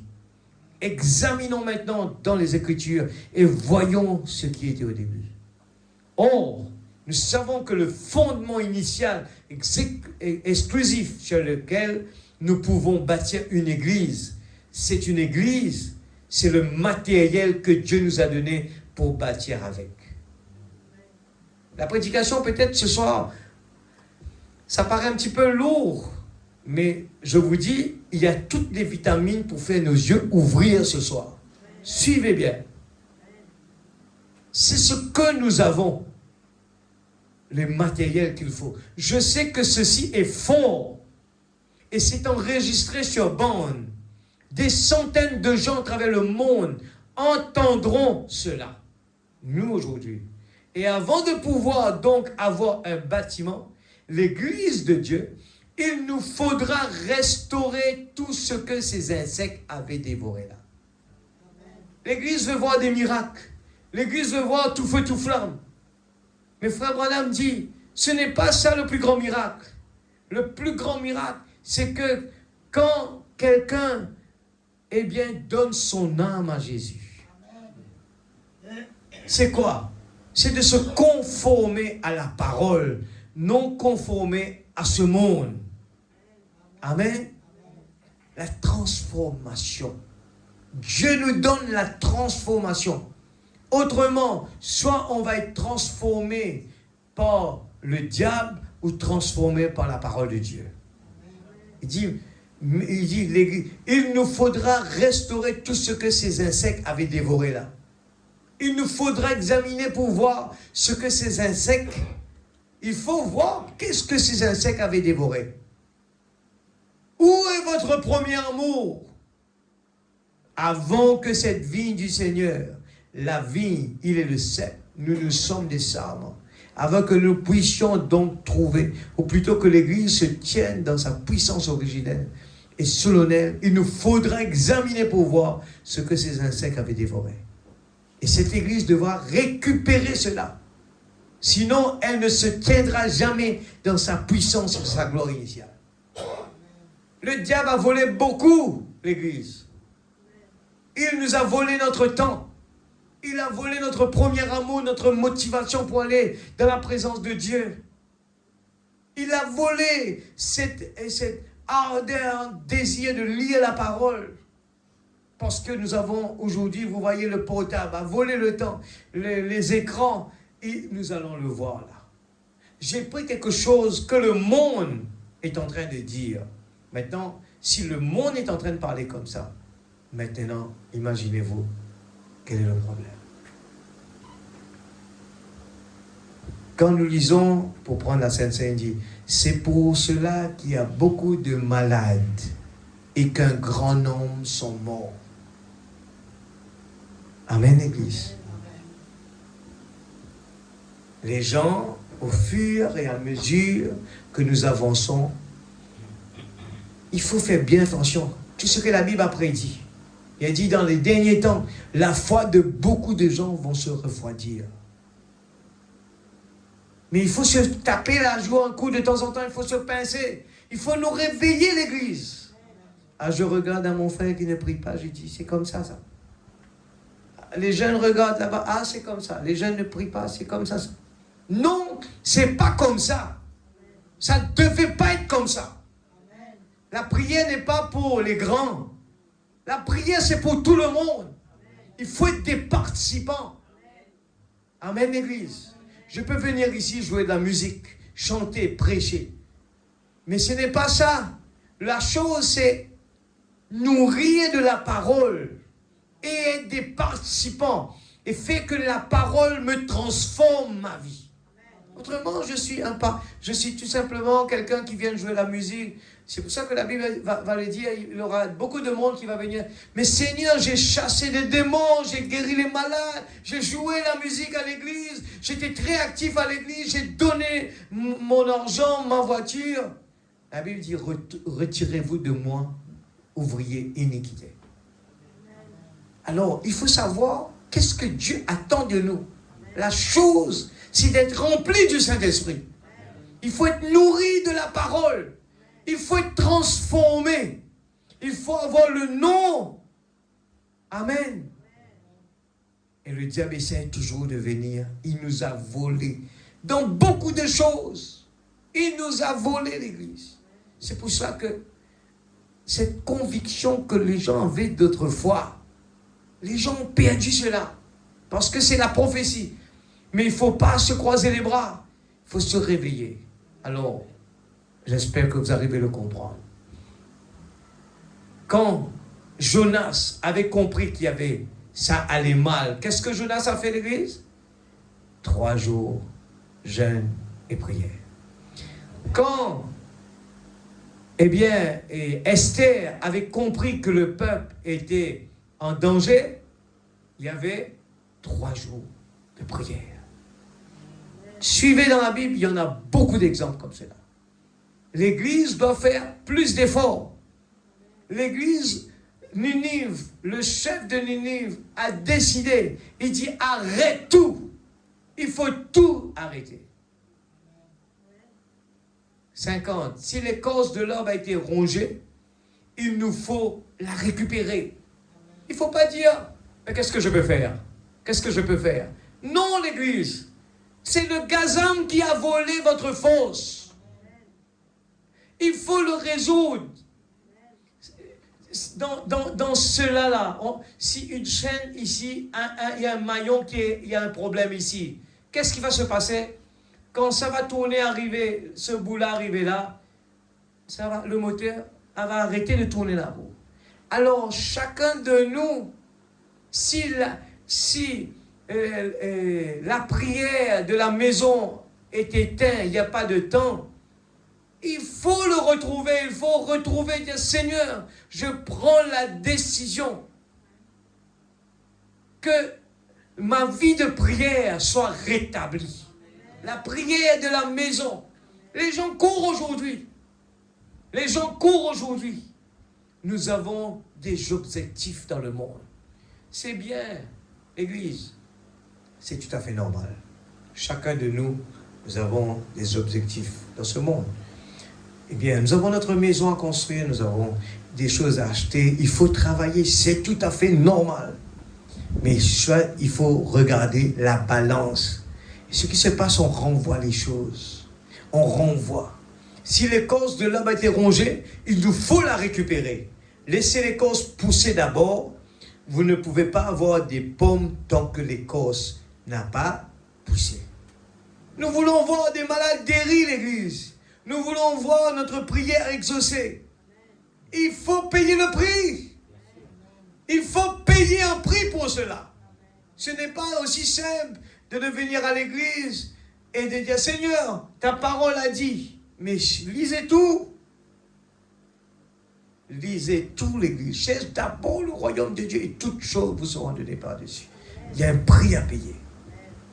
Ce n'est pas le chemin facile. Il faut payer un prix. Vous ne pouvez pas avoir des pommes tant que l'écorce n'a pas poussé. Car l'écorce est le conduit de la sève. Le conduit de la sève, c'est le conduit de la vie. Et les Écritures, la Sainte Bible de Dieu est le conduit de la vie pour toute l'Église. Je prends même les jeunes aujourd'hui, je me pose la question, combien de jeunes, ont vraiment à cœur, de dire, Seigneur, je veux marcher selon ta volonté. Et de dire, avant de faire un choix dans ma vie, je veux savoir si toi, tu me donnes le feu vert. Parce que Dieu connaît ce qui va se passer. Alors que nous, on ne sait pas. Mais demandez à Dieu, Seigneur, j'ai trouvé une fille, j'ai trouvé un garçon. Seigneur, donne-moi un indicateur. Il y a ça dans la Bible. Des hommes de Dieu qui ont fait, qui ont demandé à Dieu. Dieu a répondu. Ils ont demandé, Seigneur, encore une deuxième fois, je veux que tu me confirmes que c'est comme ça qu'il faut le faire. Vous allez voir que votre vie va être paisible. N'essayez pas de faire des expériences, payer des prix, faire des retards, et ça va être triste. Comment pouvons-nous faire monter la sève de la vie par l'écorce de sycomore? Cela ne marchera simplement pas. Il nous faut avoir l'écorce de la vie. Il nous faut avoir l'écorce originelle. Il n'y a qu'un seul moyen pour que cette écorce puisse jamais revenir à la vie. C'est quand Dieu lui-même le fait pousser. Nous ne pouvons pas en fabriquer une et la colle dessus. Ça ne marchera pas. Aucune stratégie élaborée par l'homme ne marchera pas. Il faudra le procédé de Dieu. Sinon, cela ne vivra pas. Les stratégies élaborées par l'homme ne marcheront pas. Nous pouvons entourer l'arbre d'un lambeau et dire que cela pousse. Un lambeau n'était pas dans le programme de Dieu. Il faut l'écorce, le conduit de la vie. Et lorsque cela part des racines, cela produit la même vie que l'arbre avait avant d'être dévoré par les insectes. Il n'est pas étonnant que nous ne puissions pas avoir des campagnes de guérison. Il n'est pas étonnant que les églises soient déchirées. Il n'est pas étonnant que l'un dise « Oh, ceci, cela et autre » en grand désaccord. Il n'est pas étonnant qu'il y ait tant d'ismes parmi nous.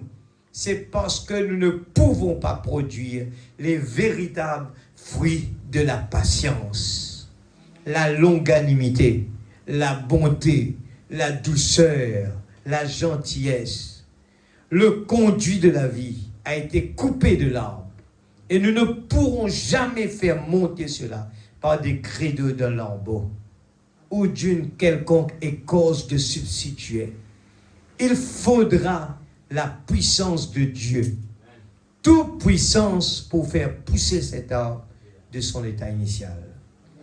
Jésus n'a-t-il pas dit, et dans les Écritures le disent, ils ont les yeux et ils ne voient pas. Ils ont des oreilles et ils n'entendent pas. Ils ne peuvent tout simplement pas faire cela.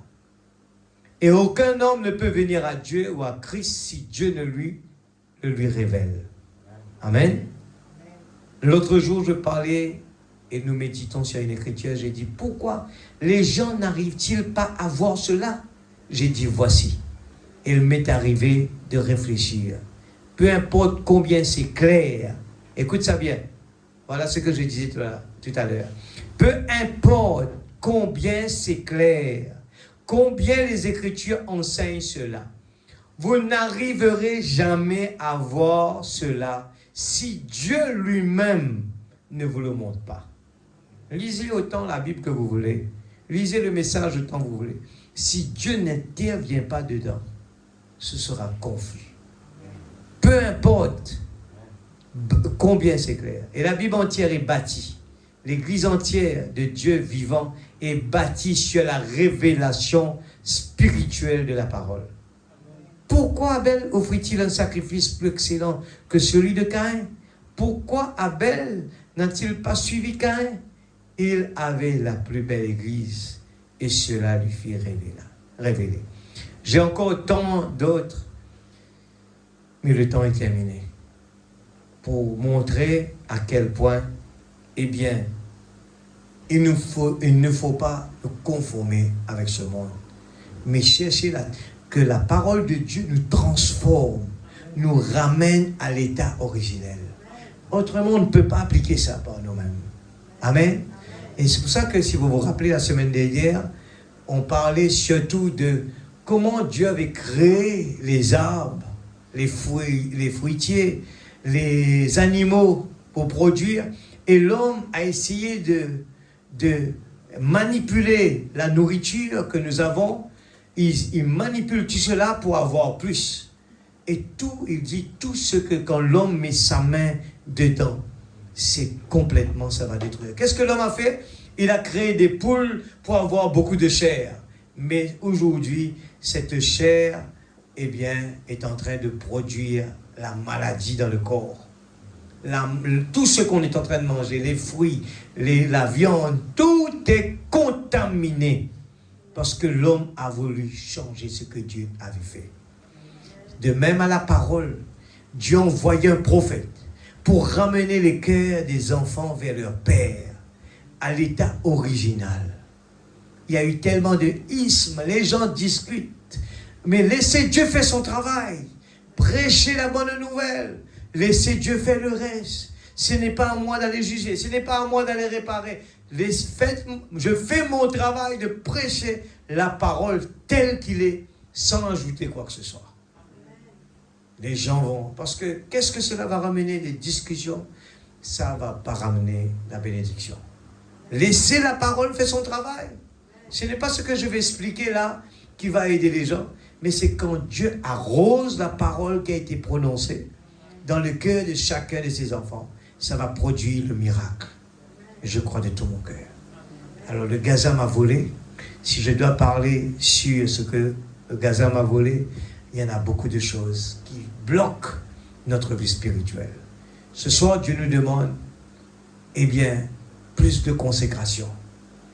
Et il faut abandonner le monde. Il ne faut pas nous conformer avec ce monde. Et des fois, on va se dire, mais il n'y a rien de mal dedans. Mais le diable se cache derrière cela. Et tout à l'heure, j'étais en train d'écouter cette dame qui est chez moi actuellement, qui est là pour donner des explications à tous les problèmes qui se passent dans la société. Il est en train de raconter que dans un des jeux que les enfants sont en train de jouer, qui est innocent comme tout, se cache, eh bien, des démons. Lui, il n'a pas dit ça comme ça, mais il a expliqué, il a dit qu'il a utilisé le nom des choses démoniaques. Et les gens, il suffit que les gens font des correspondances dans des jeux, ils partagent à distance, les gens jouent, et bien après, le venin est ensuite, ça vient après. Alors écoutez ça, c'est un parmi que j'ai sélectionné. Il y en a beaucoup que vous allez voir ce soir, et ça me fait tracasser beaucoup. Et je dis, c'est un combat. Alors, je dis à chacun de nous, il y a un grand combat à l'Église doit emmener. Ce combat qui a été emmené dans le passé, dans les 1900, aujourd'hui, le combat n'est pas pareil. C'est pire que ces combats-là. Je vous dis, peut-être qu'à l'époque, les gens étaient peut-être religieux, ils ne vous laissent pas venir prêcher la bonne nouvelle aujourd'hui. Mais le diable, il a changé de tactique. Il vous dit, j'aime bien écouter la parole. Parlez de la parole. Et nous, on bat les mains, on dit, voilà, le monde a changé. Regarde comme les gens vont à l'église plus aujourd'hui. Les gens aiment bien écouter. Les gens aiment bien la prière. Les gens aiment bien la parole. Mais laissez-moi vous dire, le diable se cache quelque part. Il se cache. Quand vous regardez les 7 sceaux, tout a été prédit. que le diable va venir, eh bien, en tant que religieux, sur son cheval blanc, pour emmener ses vélins. Alors, en regardant cela, je vous le rappelle encore une fois, l'Église, nous avons du pain sur la planche. Nous ne pouvons pas croiser les bras et venir là prier comme ça. Mais il faut plus. Je pense que ce ne sera pas suffisant ce qu'on est en train de faire. Ce n'est pas suffisant. Le combat est plus que cela. Les anciens qui sont là, peut-être ne comprennent pas trop ce qui se passe en ce moment sur l'Internet. On dit que c'est mauvais, mais allez au profond. Ce soir, je vous dis, je vais vous montrer un petit bout. Vous allez voir. Le monde est en train de témoigner. Qu'est-ce qui va se passer à nos enfants avec tous ces outils qui sont entre les mains des enfants? On ne peut pas aller, et il va vous expliquer, vous allez prendre le portable dans la main d'un enfant, il risque de se jeter par terre, de tout écraser, mais il faut vraiment que la prière. On ne peut pas aller dire à quelqu'un qui a l'addiction devant ses écrans, d'un jour ou l'autre, on va lui dire « Arrête-toi, arrête-toi, arrête-toi ». Je vous dis, c'est la prière qui peut faire ça. Allez le dire autant que vous voulez, il va vous cacher derrière. Mais il faut vraiment une transformation par la puissance de Dieu. C'est ce monde que nous vivons qui est dangereux. Et vous allez entendre ce soir, l'impact de la maladie vient de là. Tout ce que vous voyez aujourd'hui, c'est le fruit de ce qu'on va entendre maintenant.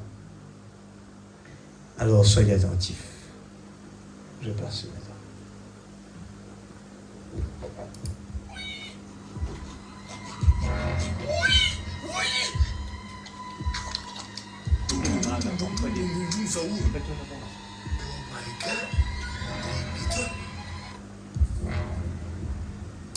Que tout le monde voit.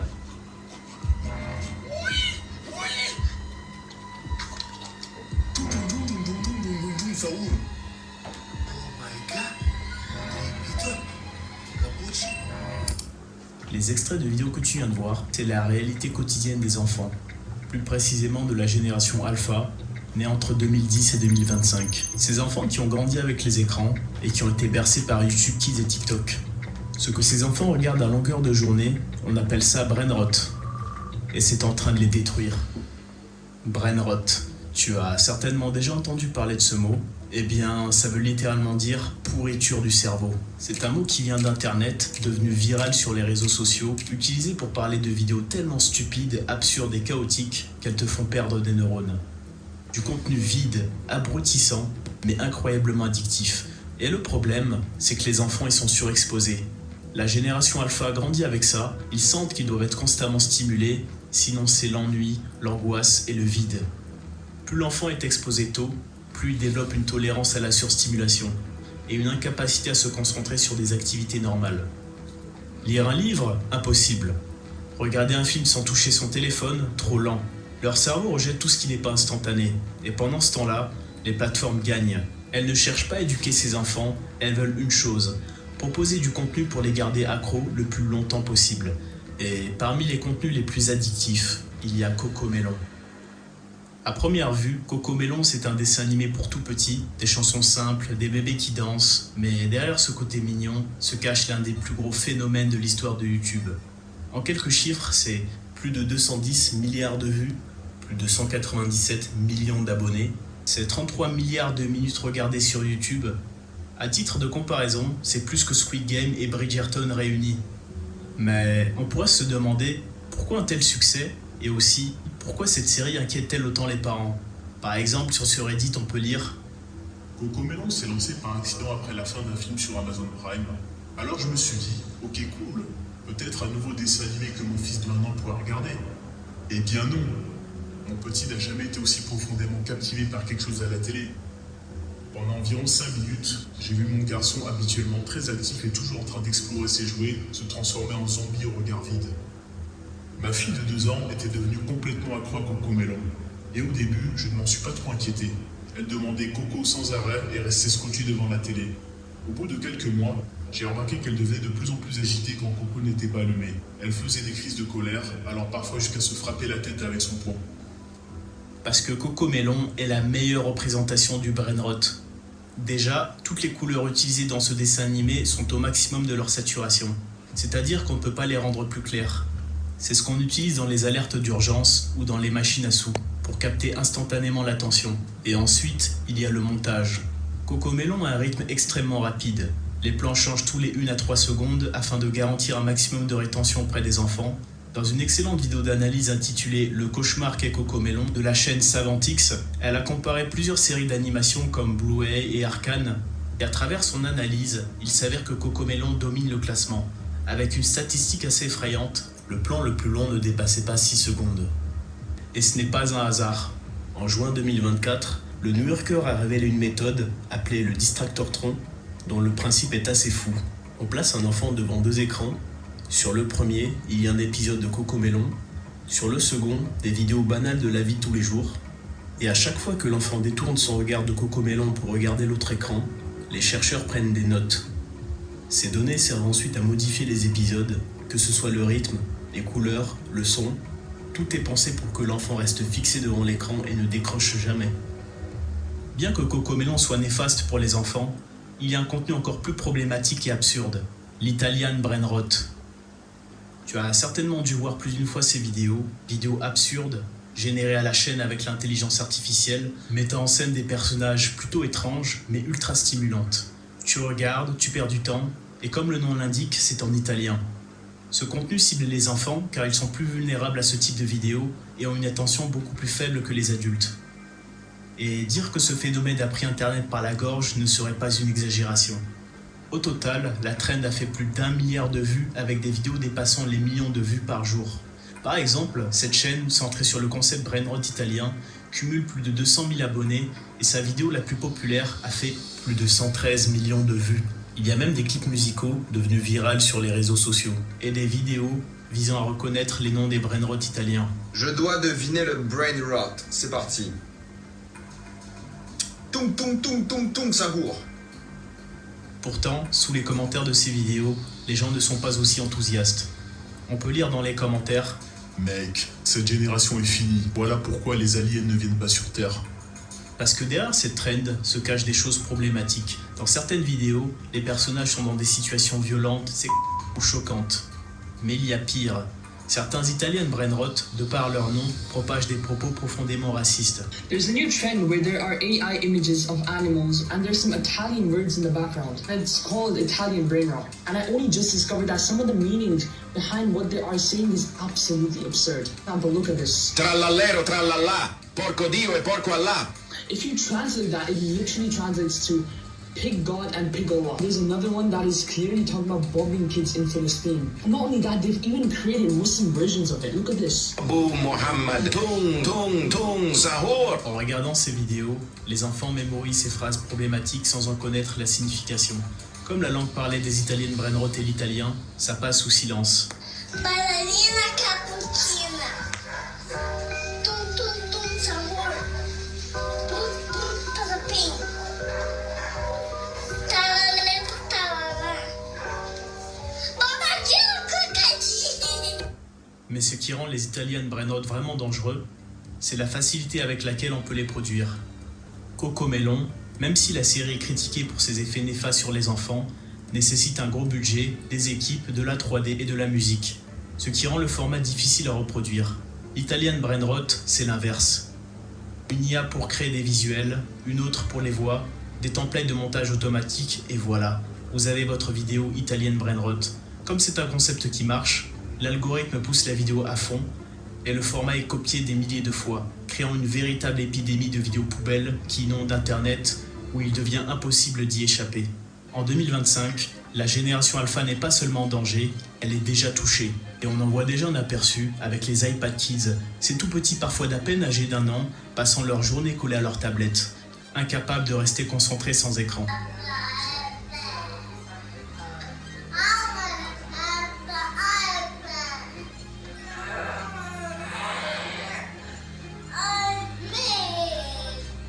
Ils sont peut-être la bande-annonce de ce que pourrait devenir toute une génération.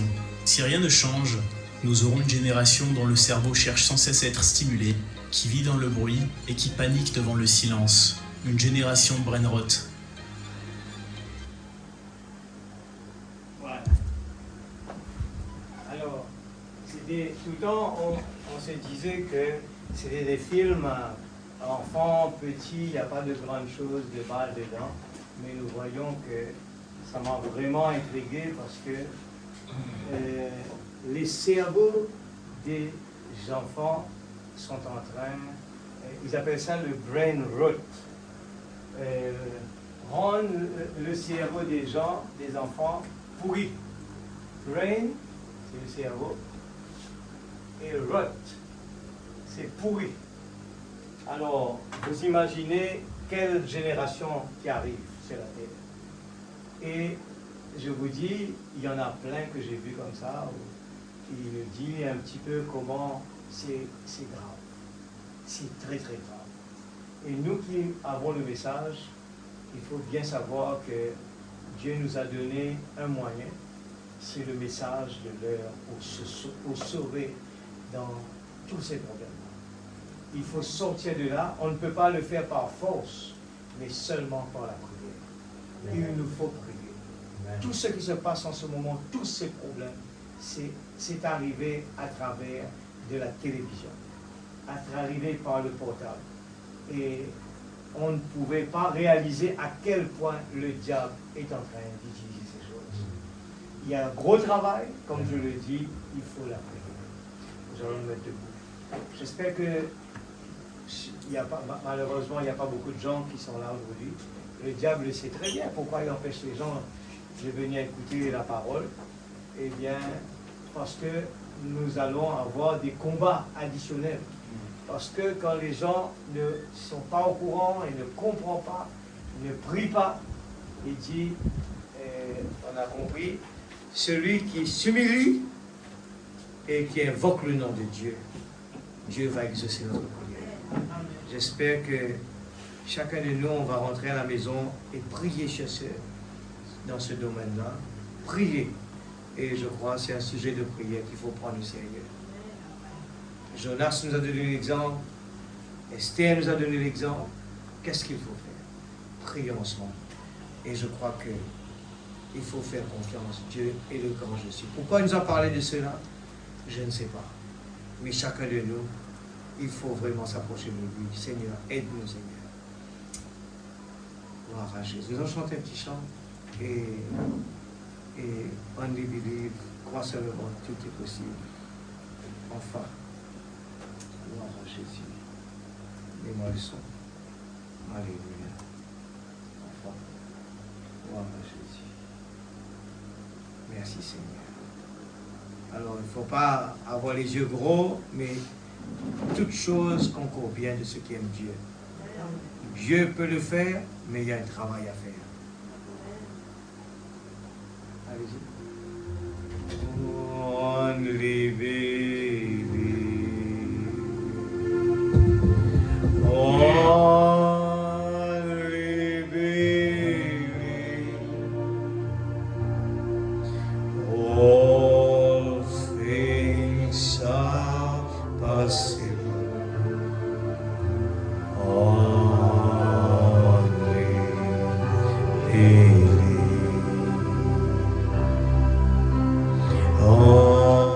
Mettez notre force ensemble, rassemblons nos forces ensemble.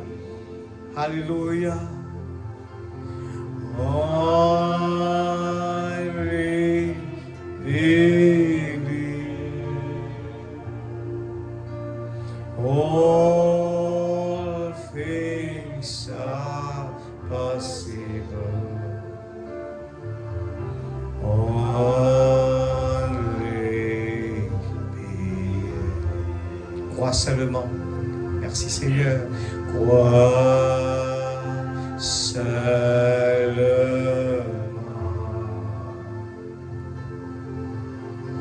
Crois seulement.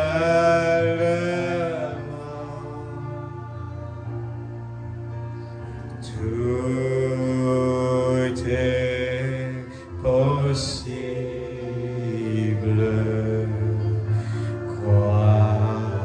laissez pas de distraction. Mettez toute notre force en lui, il est le seul qui peut nous aider. Alléluia. Moi seulement,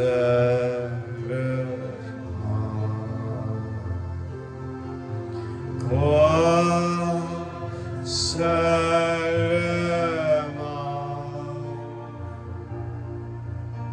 oh, tout est possible. Crois seul. Comme nous l'avons entendu ce soir, mettons nos forces ensemble. Chacun de nous, nous savons qu'est-ce que nous avons dans notre prière, notre demande. Dieu le connaît avant la fondation du monde. C'est l'opportunité de donner un début à nos sujets de prière, à faire confiance à Dieu. N'oubliez pas que les jeunes Hébreux faisaient face à la mort, Dieu permettait cela. Jonas faisait face à la mort, Dieu permettait cela pour voir quelles sont les réactions de ses enfants. Et nous voyons à travers de tous ces témoignages, ils ont placé Dieu en premier. Ils ont intercédé, ils ont jeûné, ils ont prié, ils ont donné plus de confiance dans leur Dieu que dans n'importe quelle autre chose. Amen. Nous avons entendu ce soir comment nous mettons nos confiances dans l'homme, cela ne servirait à rien. Mais Dieu, le grand Jéhovah Jireh, est toujours le même. Et nous allons nous voir tous ensemble ce soir. Je demande les jeunes aussi, tout le monde sans exception, et si c'est possible, de prier. Alléluia. Papa Céleste, dans le nom de Jésus-Christ, ce soir, Seigneur, ta parole, Seigneur Dieu, a été lancée. Si mon peuple qui porte mon nom s'humilie, prie, invoque le nom de Dieu. Alléluia. Alléluia. Te pour ouvrir les écluses des cieux. Ce soir de tout mon cœur. Alléluia. Seigneur, nous sommes dans un corps fragile. Nous sommes dans un monde fragile. Nous sommes dans une atmosphère démoniaque. Seigneur, le diable est en train le gazam, le sauterelle, est en train de tout manger.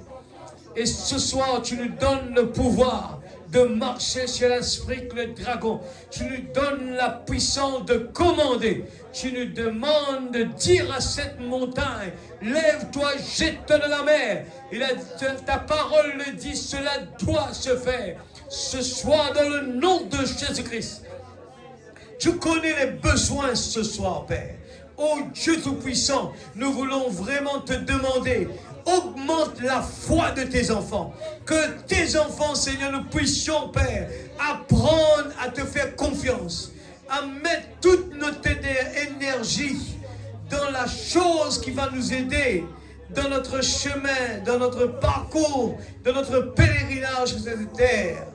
Oh Dieu, nous avons compris que nous n'aurons jamais la tranquillité ici. Nous n'aurons jamais la tranquillité ici. Seigneur Dieu, le type nous l'a montré pendant que l'ange de la mort est en train de frapper.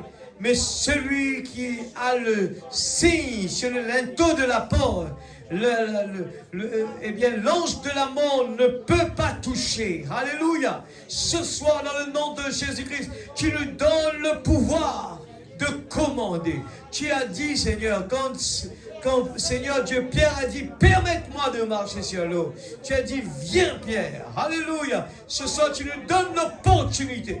Comme tu as donné l'opportunité à Shadrach, Meshach et Abednego. Tu as donné l'opportunité à Daniel. Sa prière, il a intercédé. Et Seigneur, tu as permis à ce que le diable, Seigneur, bloque la prière. Le Seigneur Dieu bloque la réponse de Daniel, afin que Daniel ait eu le temps de prier. Il a prié. Il a eu un retard dans la réponse, mais Daniel n'a pas baissé les bras. Daniel ne s'est pas reposé. Il était entouré de lions qui le surveillaient. Mais Seigneur, comme tu fais le travail si merveilleux, Père, ce soir, dans le nom de Jésus, nous sommes dans la présence de Dieu.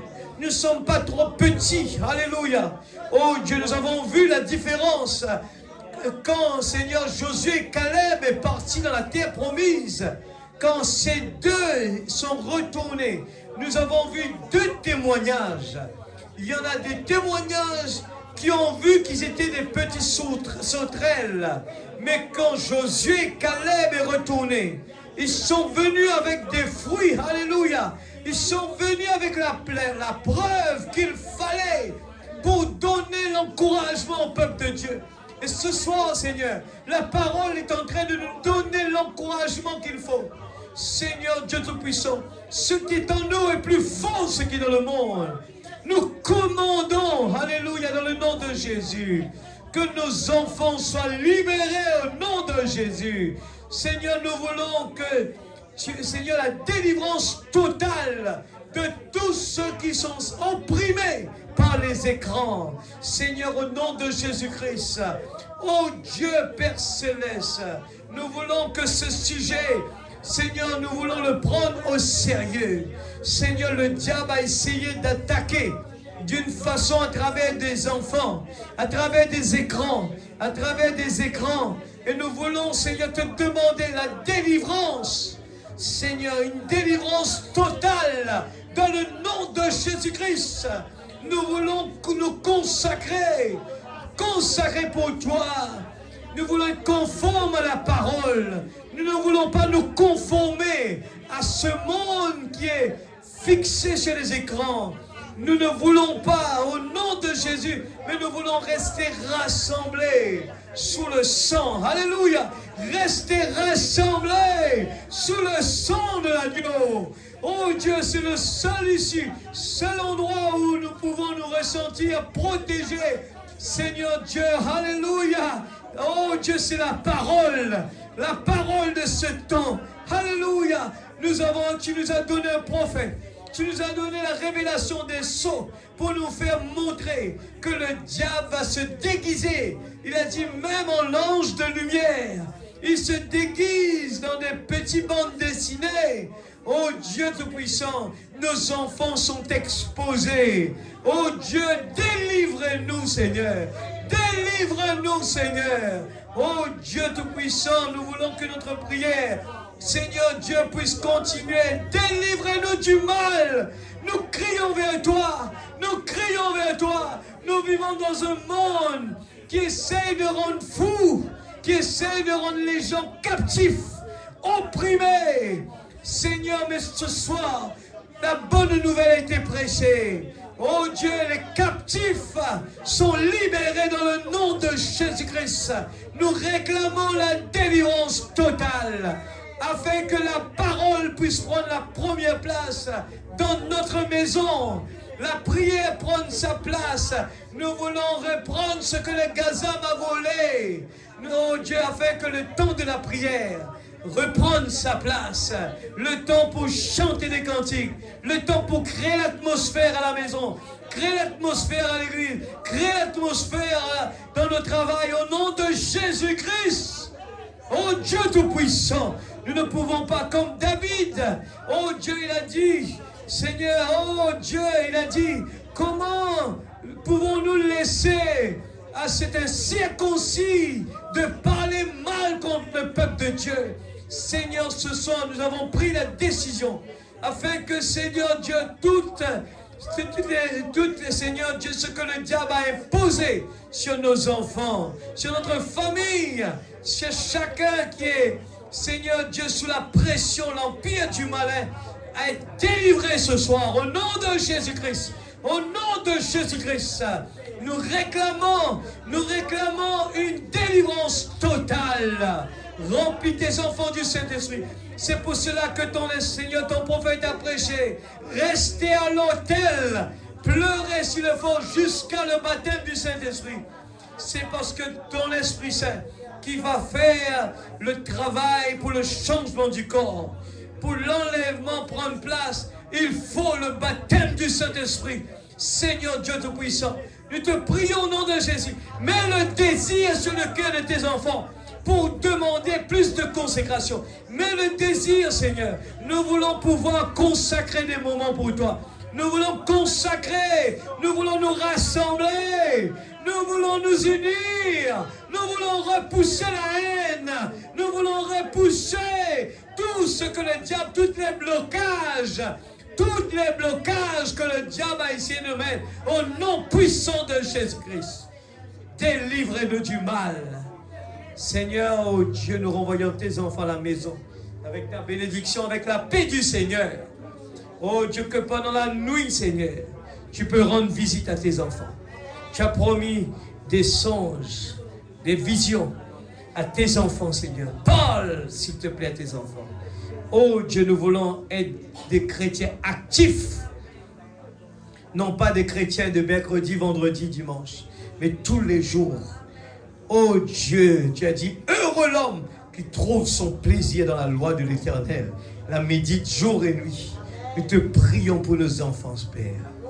S'il te plaît, Papa, dans le nom de Jésus-Christ, afin qu'ils soient délivrés totalement. Délivrés, Seigneur. Oh Dieu Tout-Puissant, délivrés au nom de Jésus-Christ. Au nom de Jésus-Christ, notre Sauveur bien-aimé. Te prions, Papa, au nom de Jésus. Au nom de Jésus. Que tes anges campent autour de tes enfants. Chaque moyen de transport entre tes mains. Au nom de Jésus. Merci pour la réponse à nos prières. Nous voulons apprendre à te faire confiance. Nous voulons apprendre à mettre notre confiance en toi seul. Tu es le seul qui peut nous délivrer. Tu es le seul qui peut nous donner la joie, la paix, le bonheur. Dans le nom de Jésus-Christ. Au nom de Jésus. Amen. Voilà, Jésus. On chante un petit chant pour partir à la maison. Alléluia. C'est un Dieu qui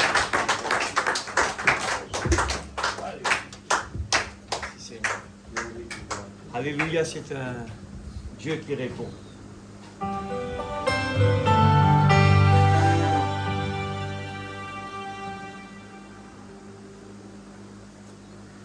Gloire à Jésus. Merci Seigneur.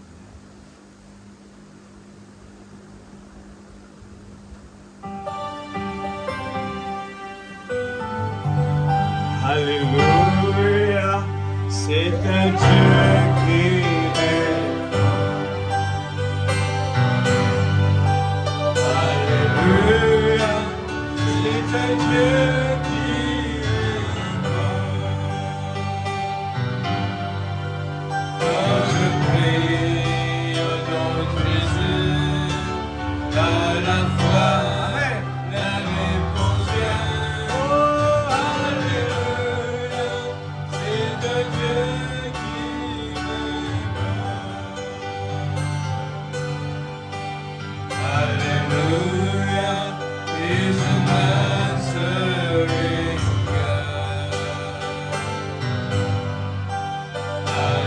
Alléluia, is an answering God. When I pray in Jesus' name, and by faith He answers again. Alléluia, is an answering God. Que Dieu vous bénisse. Alléluia, c'est un Dieu qui répond. Oh, alléluia, alléluia, c'est un Dieu qui répond. Quand je prie au nom de Jésus,